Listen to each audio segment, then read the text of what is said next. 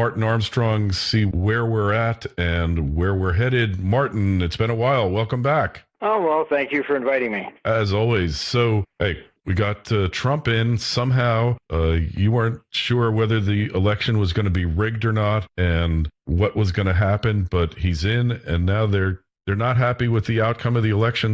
They're trying to get rid of him. What's going to be here? Well, you have, our computer was right that he would win. I thought that they were going to try and steal the vote as much as they could, but he did win more of a landslide in the Electoral College, and actually in the popular vote, minus California, which is really questionable because they really kind of stole the election for Hillary away from Bernie over there. But if you add up the rest of the country, basically he won everything else other than California. So it's been pretty hard in the sense that the left is really fighting tooth and nail at this stage in the game to prevent any kind of reform, and that's really what this is all about. This nonsense about Russia influencing the elections. It's interesting how they just keep the nonsense going. Let's assume, Putin go ahead, and he did, get all the DNC files, and he released them. Okay. Nobody has come out and said that any of the information that came out from that, the emails, et cetera, was altered or fake. All they're saying is, it's not fair that he caught us and released all the info. But they're twisting it in making people think that he actually somehow changed the vote. And our computer is basically showing that Trump was going to win anyhow. And it was the same thing with Brit exit. It's, our computer there forecast that would work as well. And I came out and I warned that, okay, fine. If you get a significant majority beyond what they can manipulate, then it should go through. And they did. The Scottish election it was much closer. So they were basically, and they got caught on throwing all kinds of stuff out. But Brussels itself sent people over to count the Scottish votes, which really made sense, But we're really looking at a global issue. And that's most of the problem, because the U.S. press, I agree, it really is fake. And it's pretty bad. People don't realize how it actually functions. You can have a journalist who's really wants to tell the truth, and he can write a story, and it goes upstairs to the editors, and it's the editors who change everything. So, that's simply the way it goes. And this isn't about honest journalism or anything like that. The mainstream media, they're all major corporations now. So it's no different than talking about Goldman Sachs or anybody else. They get a call and they say, okay, fine, we'll do this or we'll do that. And it's all paybacks and okay, fine, we'll take care of you. And that's how everything is basically being manipulated. It's pretty pathetic, but the press in this country has followed the same path as Pravda did during the communist regime. What are you going to say? It's they preach the party line all the time, and that's pretty much it. But so this is really about a revolution, is what it is. And you're seeing it in Europe, you're seeing it everywhere. And it's effectively from World War II, all governments do the same. They just spend whatever they need to. They constantly borrow. There's no intention of paying anything back. And the standard of living keeps declining and declining. And so what happens is that, you even take Obamacare. The Supreme Court upheld it. Why? Because they looked at it and said, look, it's a tax, and the government has the right to tax. And it really is. That's all it is. And instead of covering the people who could not supposedly get insurance, Obamacare just simply passed this law and forced the youth to buy insurance. Otherwise, they're going to have to pay fines. So, it effectively forced the youth to buy insurance that they didn't need, rather than the government just paying for this. My own health insurance doubled. And I had Blue Cross and Blue Shield, and they canceled my initial policy. And I said, why? And they said, it doesn't comply with Obamacare. I said, what doesn't it comply with? And they said, you don't have paternity and maternity leave. Yeah. I said, what? I don't want that, Then the new policy they sent me, it's really a joke. They sent me 2 cards. One says for me, and it says single. And the other one is for my children. I called them on the phone. I said, I don't have young children. And they said, oh, you're not paying anything more, but by law you have to have it. Oh, okay, fine. Yeah, I'm not paying anything more. I just paying twice as much as what I had before. Yeah. But so it really is just a tax, and it's the same thing as Social Security. You decided to impose effectively Obamacare tax on the youth to pay for the older generation, which is the same scheme as Social Security. And the problem is that the Democrats or the Clintons, when they were in power, they're the ones that made student loans non-dischargeable in bankruptcy. I remember. To help the bankers. The bankers said, "Oh, gee, you want us to lend money, to these kids, but they have no collateral. You got to eliminate their right to go bankrupt." So they did. But then the bankers, what did they do? They get the parents to co-sign still. Mm-hmm. So now they have the parents' house, and the parents can't declare bankruptcy either. So it's very clever. But they're putting all this burden on the youth, and they have student loans. And Forbes magazine came out and said over 60% of the people cannot find a job and what they have a degree in. Now you put on all this Obamacare. You're wondering why now the average age of kids still living with parents is into the 30s now. Scary. I was out of the house by the time I was 17, Same here. What are we doing to the youth? How are they going to get out of all this stuff? In Europe, you're seeing the same problem. The unemployment among the youth is 60%. This is dangerous stuff because this is eventually bubbles up, and this is what revolution comes from. So it's, I don't know, they just, the press keeps, the poor people that can't get insurance. Look, I would absolutely take Obamacare, throw the whole thing out. Anybody that can't get insurance, they should be on Medicaid. Yeah. And I would order basically everybody else's insurance must be restored to what it was before. Mm-hmm. Get the burden away from the youth. This is the generation that's coming up, and they're saddled with more debt than any other generation in history. So I don't, economically, it's brain dead, and you have these people that keep talking about wonderful ideas and protesting, and they don't understand what they're even protesting about. That's the problem, isn't it? They really don't know what they're protesting about. They don't. They call, Trump a racist. Why? Oh, because he got a Muslim ban. Well, Muslim's not race, okay? It's a religion. Yeah. I have Muslim people working in our company. What's the problem? Yeah. We have Muslims that are from Switzerland and Ireland. They fly over here for meetings, no problem coming in. They're not from those 6 countries. That's all. Mm-hmm. But they twist it into making it's a racist ban or Muslim ban. It's not. It's just basically looking at the 6 countries where terrorism does come from. And it wasn't a permanent ban. It was just saying that they should be checked out more. Yeah. But everything is just really distorted dramatically, and that's the problem. We can't reach any kind of a commonality here, and I think this is part of what our computer's been forecasting, and the peak in government was 2015.75, which was October 1st, and you got the first rate hike in December. Everything's been downhill absolutely from there on, and every other political election, okay, fine, you didn't like Obama, or Carter, or vice versa, or Bush, or whatever. People didn't go out and start burning cars and protesting for months and months and months. You got on with your life. That was it. Mm-hmm. This one is just not going that way, and they're deliberately trying to prevent any kind of changes, and it's not going to work because, honestly, you get rid of Trump and you're just going to end up really in a bloody civil war. Yeah. And civil wars always come from class wars. That's how they all begin, going after, the Jews in Germany. It started out class war. Oh, it's the Jewish bankers. Then they moved to, it's the Jewish businessmen. Then eventually it goes, the hell with it, it's all of them. But it begins always as some sort of a class dispute. And throughout history, it's always that way. Everything you look at, it's always a class issue, and it's rich against poor, and that's always been exploited. And that's where all the violence historically comes from.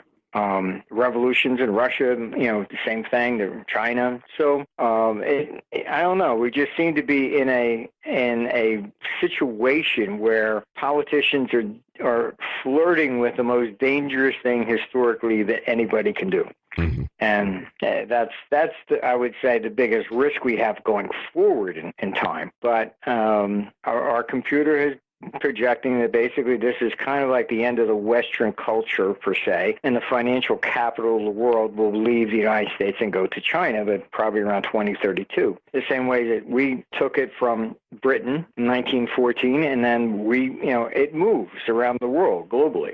And it's never stayed in one place. So Spain had it, and it moved from Spain, went up to Britain, and so this is where it goes, and unfortunately, but it doesn't mean that society is finished. Britain is still there. Yeah. It's just no longer the financial capital of the world. That's all. Yeah. Yeah, well, it looks like to me the U.S. has been going downhill since the end of World War II, with some exceptions during the tech boom, during the internet boom. But really, the corruption, there just seems to be no limit to the corruption. And what's going to take us out of this tailspin? What's going to happen? Is it a cycle? Usually, that just leads to revolution. That's effectively the end result. The corruption is way too high. And you can see, like, the media is just part of the whole problem. You take Hillary, okay, and they say, it was, pay for play. Oh, and the press defended her. No. Clinton Foundation is legitimate. As soon as she lost the election, what happened? All the countries that were donating money to her, like Saudi Arabia, stopped. They cut it off. Yeah. Okay. Like women have to wear burqas over there, and they'll execute you if you're gay. So they're donating money to her for women's rights and gay rights. It doesn't make sense. Not at all. They're basically, buying influence. That's all. Mm-hmm. So, but it's not just her. The whole political system is bad, and Trump is a symptom of trying to reverse it and bring it back. I don't think he will succeed. I think that, fine, he may lower the taxes. Maybe we get that through. But they'll come back. Yeah, they always do. And, I was involved in trying to save Social Security, working on Capitol Hill, going back and forth. And I was trying to help Bill Archer get through the retail sales tax and repeal the income tax. Mm-hmm. And, of course, Dick Armey was the head of the Republicans at the time, and he was on the flat tax. I couldn't get the two of them to even sit down and talk, so I was shuttling back and forth between them. And they're both Republicans and both from Texas. Right? Mm-hmm. And I was in Dick's office, and he's got his cowboy boots up and smoking in there like he always did. And he said, Marty, he says, look, I'm going to tell you plainly and simple. He says, I can't support what Bill's doing because you won't repeal constitutionally the income tax. He says, so what will happen? And he says, cycles, when the Democrats come back in, we'll have both. I just looked at him and I said, something, Dick, you're right. And I gave up. So it was just a nice exercise, taught me a lot about Capitol Hill, but you can't get anything done. So I don't see, if Trump gets his tax cuts in, that's very nice. But then you're going to have elections coming up in 2018. They can reverse everything again. And that's the problem in the United States. It is why have big corporations moved offshore? And I testified before the House Ways and Means Committee on this. It's very simple. Would you sign a contract to rent a house that said the landlord can change your rent anytime he wants if he needs money? What's the purpose of signing a lease? All right. You effectively have American companies, and if they're going to build a plant, okay, very nice. They work out a business plan, and that business plan is based upon the current tax rate. Mm-hmm. Now, you change that tax rate, all of a sudden the business plan is no good anymore. So most of the people that have left a lot and sending manufacture out of the country isn't because the wages are so significantly less. It's effectively they get tax deals, and like even Macedonia was offering 20-year fixed rates. If you came and set up a plant there, we guarantee you will not have a tax increase for 20 years. And that is basically what they need. If you're going to do a business plan, it's going to take you 20 years to pay off the plant. It has to be at a fixed rate. You can't constantly say, okay, fine, I'm paying 30% taxes. Oh, well, no, I want to win elections, so I'm going to make you pay 40 so I get elected. You're costing jobs and everything leaves. It's not necessarily the wages. It's the fact that it's a yo-yo. So it gets to the point you cannot forecast what your business plan is going to be. Yeah. So why would you sign a mortgage for something and, this is what it looks like today, but, it could completely change in 3 years. I know. Hey, so we're all in the same boat. We don't look at that.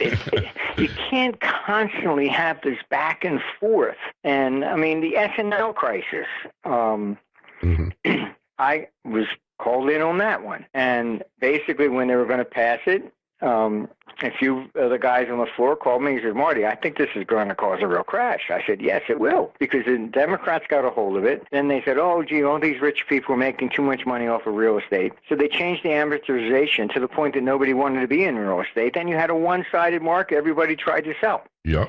There was no bids. Okay, just like any other market, it crashes. So all the property values collapsed. Then they said, "Oh, gee, this is fraud." And then they wanted to put people in S&Ls in prison because they lent money on stuff that would have been okay if they didn't change the tax rate. Yeah, brilliant. I mean, it's constantly, they always blame everybody else. You take 2007, and it was just a joke. We are so overregulated, and you say that, and some Democrats, oh, no, you have to have more regulation, otherwise this wouldn't have happened. We had 7 agencies they had to go to, the banks, to get approval to sell these time bombs that blew up. The first one, SEC granted. Okay, the second one, they said it was okay? Okay, so then we did. None of them understood what the product was. None of them. Yeah. And you had 7 agencies, all approved it, and then it blows up, and then they blame everybody else but themselves. That's regulation? Yeah. So you have people regulating things they don't even understand what it is. We know that. We've seen that over and over again, and it's definitely true today. So where's the stock market, precious metals, Bitcoin? Where are we headed at with all this, Marty? We're in the stock market is, it's basically consolidating a little bit, but effectively the stock market still looks like it's going to about probably double from here. The latest numbers are actually out from Eurostat, and the biggest problem in forecasting any of this stuff, why the majority tend to be wrong, is because they're always looking at it only from a domestic perspective. The Eurostats showed that 2016 was the first year there was net sellers of government bonds and throughout Europe. So the foreigners basically in 2015 had still bought 30 billion worth of euro bonds. 2016, that 30 billion plus turned into 192 billion sale. So this is the first time there's been a net capital outflow from Europe. And it's really been a disaster. But where did that money go? Even within Europe, the money that didn't come here, it went into equities. Sure. And you have to realize that it's when we get into these situations, the bulk of the money is going to go in the stock market, not gold, because the major institutions, that's basically where you're talking about big money. That's where it can go. And what it is that the evidence of that is also simply just look at the S&P and the PE ratio. You have a lot of these people saying, the stock market's way overvalued, it's got to crash. Okay, now what's the historical high on the PE ratio in the S&P? 120. When did it take place? 2009. Doesn't take place on the peaks in stock markets. It takes peak on the bottom. That's when the PE ratio peaks out. Why? Because at that point in time, you don't trust the banks, you don't trust the debt, you don't trust governments. What do? They're looking not for return. They're just saying, okay, fine, if I buy the blue chips, at least I know I'll get most of my money back. So return. You're parking. Yeah, return. That's it. Return So of it's got nothing to investment. do with they talk about PE ratios. That's nonsense. It's complete nonsense. As if you're looking from, oh, well, I'm going to get on a return. You get to some point in time, you just want to park money. I mean, that's where, the 10-year bonds went negative in Germany. Why? I can tell you, we had tons of European clients. It was all a bet against the euro. Because, okay, fine, if we buy the bonds and the euro breaks, we'll get Deutschmarks back. That's what the bet is. Yeah. So it's, you have to understand at this point in time, if you don't trust anybody, what are you going to do? And we're talking about huge, the really big sums of money. And all this nonsense about, fiat and all that, that's very nice, but everything's fiat. And it always has been, and that's not necessarily going to change. But at some point, the currency system goes bust, and we then have to be readjusted. All right, that will be coming, absolutely. But how does it happen? All right, these people keep talking, oh, the dollar is going to crash, whatever. If the dollar goes down, everybody will be happy. All right, you have the sovereign debt of the emerging markets is nearly half that of the United States. If the dollar goes down, they're fat and happy. If the only way to cause everything to actually collapse is the dollar has to go up. That's what it did going into 1985. What did you get out of it in 1985 when the pound fell to par? You got G5. That was the Plaza Accord. Okay, it's when the dollar goes up is when everybody is upset. The dollar went up into 1931. You had Europe defaulting, China defaulted. That's why Roosevelt confiscated the gold to devalue the dollar. Mm-hmm. If the dollar went down, they wouldn't have needed protectionism, and they wouldn't have confiscated gold. It's only when the dollar goes up. What is Trump trying to do? Trump wants a lower dollar. Why? Because then he'll be able to sell more goods. He's going to be defeated because the dollar goes up. Yeah. Not down. So, I'm not optimistic about Trump's ideas on foreign exchange either. And his view that, China is manipulating its currency, that's a joke. China is going after Bitcoin because Bitcoin was the number one way of getting money out of China. Yeah. They put all kinds of restraints on it now, but they were moving money, out of China through Bitcoin and then converting it to dollars. Uh-huh. So that's why the currency was going down. Trump was wrongly blaming them. Oh, they're manipulating their currency down so they can sell us more stuff. No, that was the people trying to get the money out of China. Mm-hmm. So you have to look behind the curtain here a little bit, and but you push the dollar up. Now you're going to get the sovereign debt crisis. You're going to have the emerging markets going bust. You're going to have, a lot of problems even in Europe, et cetera. So the Fed raising interest rates is putting pressure on the ECB. They now have seen the first 2016 has been net capital outflows. If he does not reverse his policy soon, Europe is going to be an absolute basket case. And you're lucky it's holding together right now. They're trying desperately to rig the elections in France because they're afraid if Le Pen wins, that's it. It's good night, Irene. You think she's going to win? It's difficult to say, and I'll tell you why. I mean, our computer forecast that she would win over the socialists and the socialists would collapse.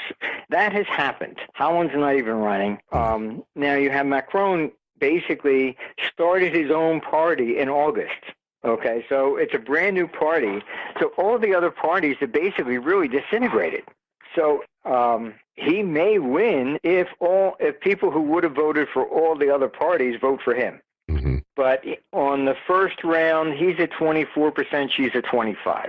So it's still tight. But again, if she basically were to win, then the euro would begin immediately to collapse. However, let's say she loses, all right? Brussels is going to sigh, relief and wipe their brow. But effectively, it means that they're going to say, okay, our policies are still all right for now. Yeah, no reform. They won't change anything. And our computer's projecting that 2018, that's it. That's it. I mean, the euro may completely go off the boards by 2020. And the structural design is just a disaster, and they never did it correctly from the start. So, I mean, to put it in American terms, there are no federal bonds, and every bank uses state bonds for reserves.